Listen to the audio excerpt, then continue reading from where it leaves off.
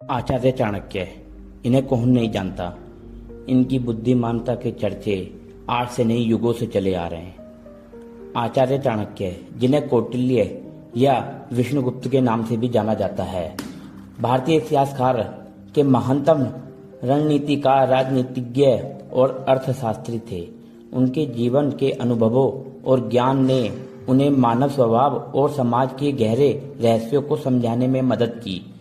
उनकी शिक्षाओं में से एक महत्वपूर्ण संदेश है, कभी भी किसी के रूप की आलोचना न करें और किसी की सुंदरता देखकर बहुत ज्यादा प्रभावित न हों।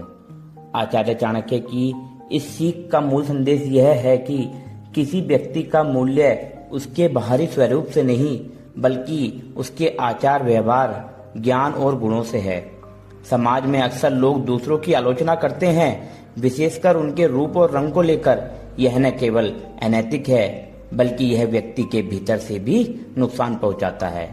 एक बार की बात है जब चाणक्य राजा चंद्रगुप्त और महारानी से बात कर रहे थे।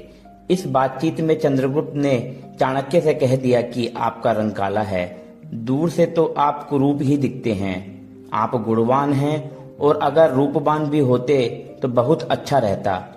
यह बात महारानी को अच्छी नहीं लगी। रानी ने कहा, सुंदरता से ज्यादा महत्वपूर्ण गुणों का होता है। चंद्रगुप्त ने कहा कि ठीक, आप कोई एक उदाहरण बताकर ये बात साबित कर दीजिए।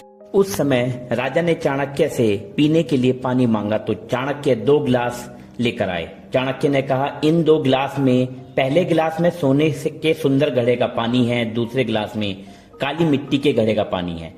अब आप बताइए, आपको किस बर्तन का पानी ज्यादा अच्छा लगा? राजा ने तुरंत कहा कि मिट्टी के घड़े का पानी बहुत अच्छा है। चाणक्य ने कहा कि महाराज, रूप, रंग, सुंदरता सोने के घड़े जैसा है और गुण मिट्टी के घड़े जैसा।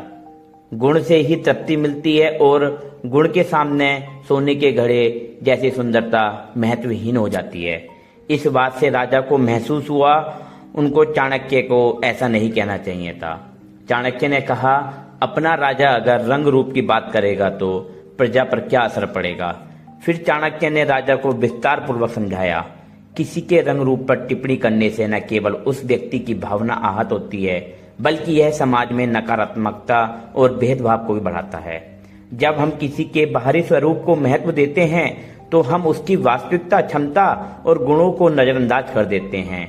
यह मानसिकता लोगों को उनके सपनों और आकांक्षाओं से दूर कर जा सकती है, जिसमें समाज का विकास रुक जाता है। आचार्य चाणक्य का यह भी कहना है कि हमें किसी की सुंदर